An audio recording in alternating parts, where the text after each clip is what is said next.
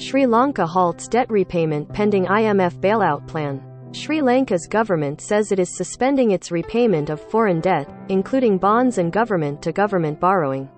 Colombo, Sri Lanka. Sri Lanka is suspending its repayment of foreign debt, including bonds and government-to-government borrowing, pending the completion of a loan restructuring program with the International Monetary Fund to deal with the island nation's worst economic crisis in decades, the government announced. Sri Lankans in recent months have endured fuel and food shortages and daily power outages. Most of those items are paid for in hard currency, but Sri Lanka is on the brink of bankruptcy, saddled with dwindling foreign reserves and $25 billion in foreign debt due for repayment over the next 5 years.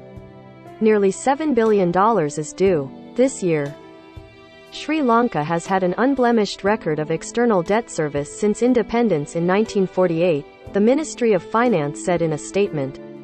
Recent events, however, including the effects of the COVID-19 pandemic and the fallout from the hostilities in Ukraine, have so eroded Sri Lanka's fiscal position that continued normal servicing of external public debt obligations has become impossible.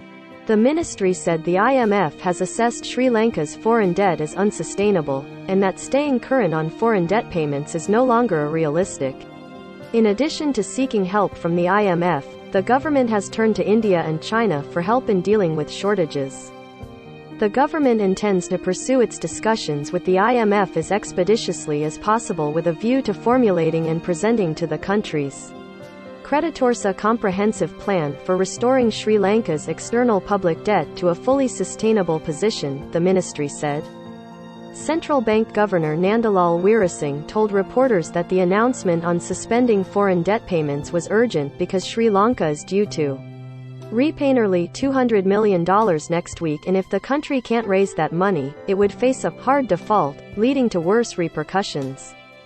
The central bank appealed to Sri Lankans living and working abroad to donate foreign currency into 4 government-run bank accounts set up for government officials to purchase essentials like food, fuel and medicine for distribution to the population urgently because talks with the IMF will take time to generate economic improvement. The central bank tweeted that a 3-member committee will assure transparency in distribution of the funds and promised to make public quarterly financial statements. Sri Lankans have been forced to wait in long lines to buy cooking gas, fuel and milk power, and doctors have warned there is a catastrophic shortage of essential drugs in government hospitals.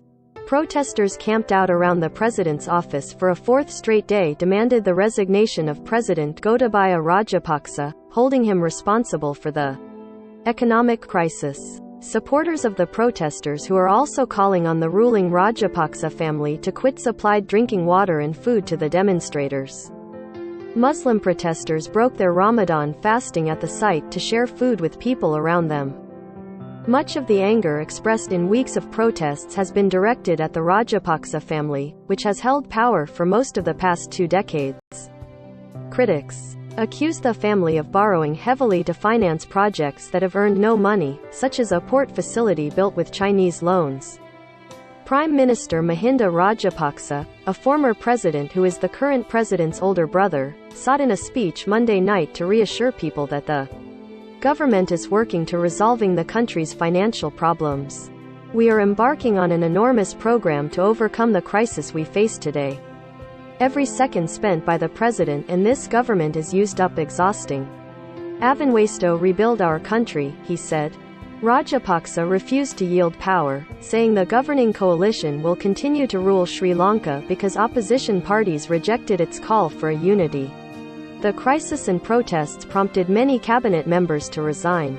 4 ministers were sworn in as caretakers, but many of the key government portfolios are.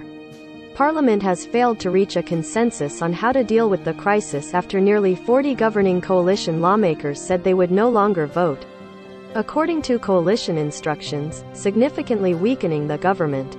But with opposition parties divided, they have been incapable of forming a majority to take control of Parliament.